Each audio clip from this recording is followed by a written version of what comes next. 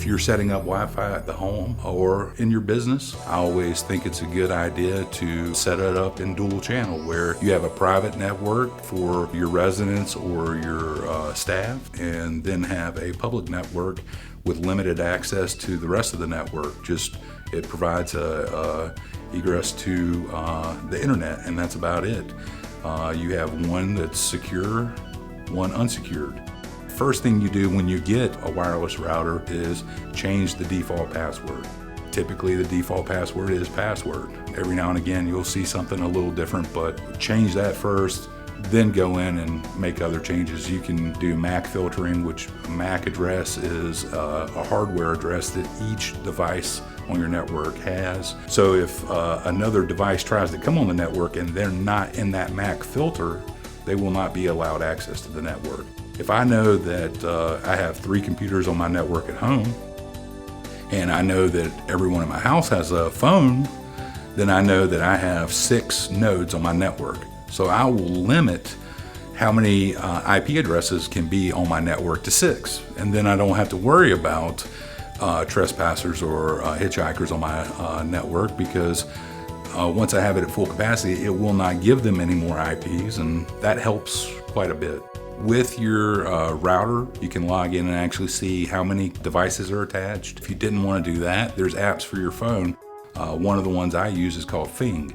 Fing is a free app you can download, and it will tell you every node on your network. Most nodes are easily identifiable. It'll say Brian's phone or Brian's PC or something along those lines, but if you see something that doesn't look like it should belong there, you can then log into your router and reconfigure it to block that particular device or whatever it may be, and see if it breaks something within your house, and you can turn it back on, or then you've secured your network against that. And the thing with Wi-Fi is you're never going to be truly 100% secure, but being proactive is definitely the way to practice that, and do random security audits. A couple times a year, make sure that you don't have hitchhikers on your network. Depending on where your proximity is, if you're near if you live near a public place, or your office is in office suites, you could have several people by default just getting on your network without you even knowing.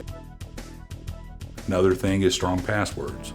How the human brain works is the typical password is 4 to 6 characters, starting with a capital letter and ending in 1 to 2 numbers. So hackers and crackers know this. They then set up their dictionary attacks and their cracking attempts in that format. So what you do is start off with a number or a character, like an exclamation point or an asterisk, and then you end in a capital letter. It's not saying that it's going to stop them from being able to hack or crack your password, but it will slow their attempts to hopefully you will be able to see their attempts. Because typically when in those type of scenarios, they have a limited amount of attempts to be able to crack into something before they're locked out. And that's really what you're trying to do. You're trying to slow them down.